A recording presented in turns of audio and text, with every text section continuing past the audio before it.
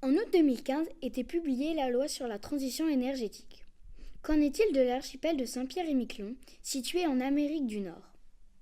La transition énergétique y est-elle également possible? Ce matin, le mercure affiche moins 7 degrés, moins 18 en ressenti. Pas vraiment un temps à jouer à la marelle en attendant la sonnerie. Ici, les enfants sont coutumiers des hivers rudes.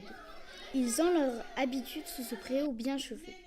Dans cette classe, particularité, le chauffage est au plafond.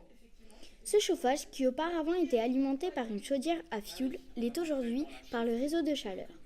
Si pour les enfants le changement passe inaperçu, pour le directeur c'est une petite révolution. Les chaudières elles tournent continuellement.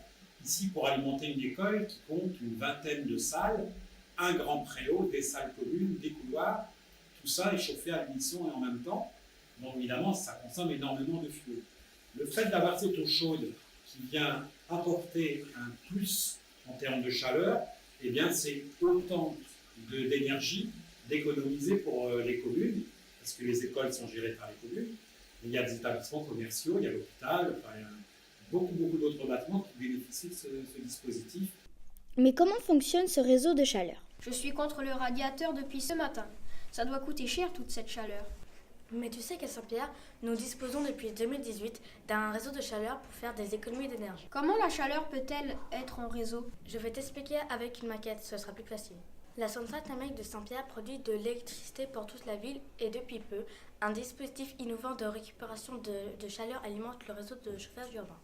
D'accord, je commence à comprendre, mais où passe ce réseau de chaleur? Il passe par des canalisations souterraines qui distribuent chauffage et eau chaude à plus d'une quarantaine de bâtiments publics. C'est une alternative au chauffage électrique qui réduit les consommations énergétiques. Et niveau pollution?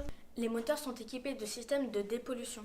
Donc cela permet de grandes économies d'énergie et d'argent tout en limitant la pollution. Tu as tout compris, mais suis-moi à la centrale EDF et tu verras par toi-même comment cela fonctionne. La centrale thermique EDF a une puissance électrique totale de 21 MW. Celle-ci fonctionne au fioul, 8 millions de litres y sont consommés par année. Allons à la rencontre de Martin Detcheverry, chef d'exploitation de la centrale, qui va nous expliquer l'intérêt économique du réseau de chaleur. Quelles économies d'énergie cela permet-il? Nous livrons à la chaufferie du réseau de chaleur environ 35 MWh par jour. C'est la quantité de chaleur qui est nécessaire sur une année à Saint-Pierre pour chauffer une maison.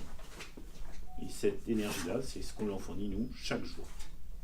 À l'avenir, EDF envisage de développer l'énergie éolienne à Saint-Pierre et à Miquelon. Ifremer a déjà mené des études sur la houle et les courants marins. La mer pourrait être également source d'énergie.